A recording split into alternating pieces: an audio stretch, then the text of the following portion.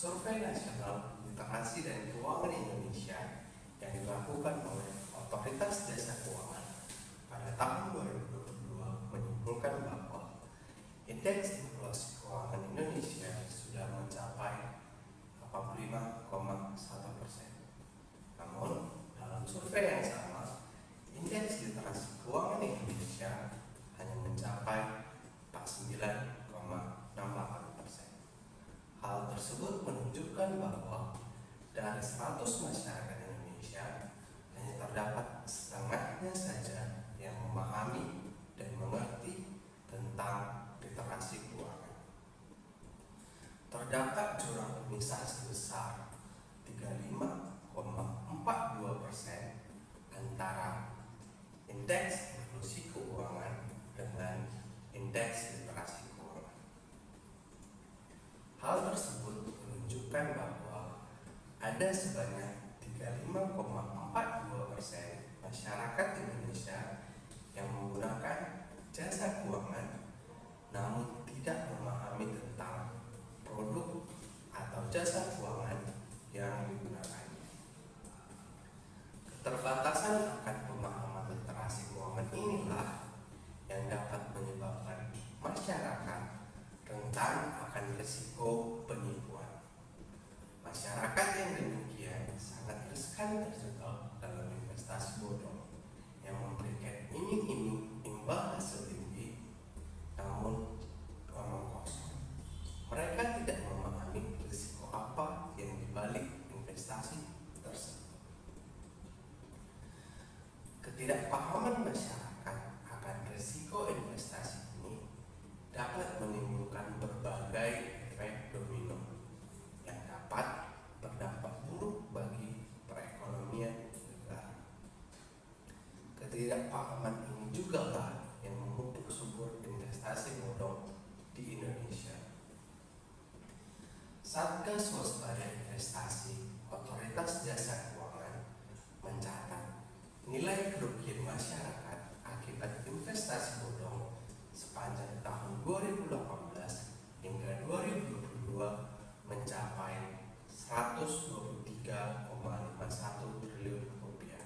Sebagai gambar, total kerugian masyarakat sejak tahun 2018 sampai tahun 2021 hanya sebesar 13,84 triliun rupiah. Dengan kata lain, dalam 5 tahun terakhir, jumlah kerugian tertinggi akibat investasi ilegal terdapat di tahun 2022, yaitu sebesar 109,67 triliun rupiah. Ketua Satgas Waspada Investasi Otoritas Jasa Keuangan, Bapak Tongan Lumbantubi, mengatakan bahwa kasus terbanyak investasi bodong datang dari permainan robot trading. Kalangan mahasiswa menjadi korban terbesar yang terimbas dari robot trading ini. Hal ini mengisyaratkan bahwa literasi keuangan di kalangan muda masih perlu diberikan perhatian khusus.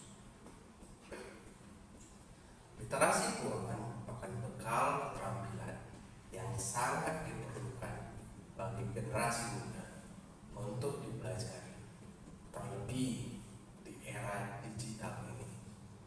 Mengajarkan mereka berbagai pelatihan seperti pelatihan pengelolaan keuangan, kebiasaan menabung, dan berinvestasi akan membantu mereka membangun dasar yang kuat menuju kebebasan finansial. Pemahaman akan literasi keuangan ini juga akan membekali kesiapan mereka menghadapi risiko pada setiap produk keuangan. Memberikan literasi keuangan kepada generasi muda merupakan suatu langkah preventif untuk mencegah mereka melakukan kesalahan dalam mengambil keputusan investasi. Sensus penduduk tahun 2020 yang dilakukan oleh Badan Pusat Statistik menunjukkan bahwa ada sebanyak 30,21% generasi Z di Indonesia, yaitu mereka yang termasuk dalam rentang umur 15 hingga 23 tahun. Menurut sumber yang sama, Indonesia sedang mengalami bonus demografi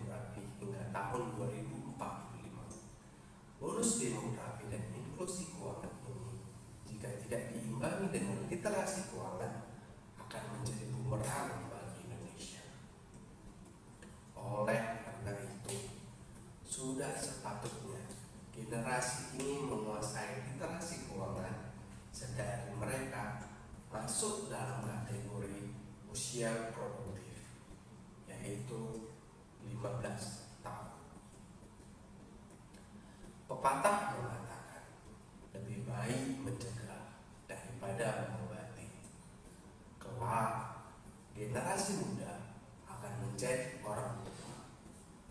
Maka dengan mendapatkan literasi keuangan yang baik sedini mungkin, diharapkan mereka dapat memanajemen aset mereka kelak ketika mereka sudah berkeluarga.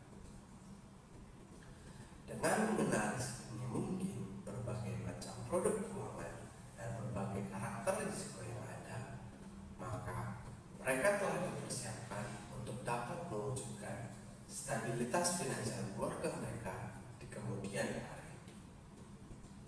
Dengan adanya kemajuan teknologi digital pada sektor keuangan seperti sekarang ini, membuka akses yang lebih kepada generasi muda untuk memanfaatkan instrumen keuangan yang kian beragam. Hal ini akan berkontribusi dalam meningkatkan generasi muda yang terliterasi, baik secara kuantitas maupun kualitasnya. Selain itu, generasi muda juga diharapkan dapat mempersiapkan Indonesia yang lebih sejahtera di masa mendatang. Oleh karena itu, saya yakin dengan melahirkan insan cerdas dan sumber daya manusia yang kompetitif, terlebih dalam literasi keuangan, dapat mendorong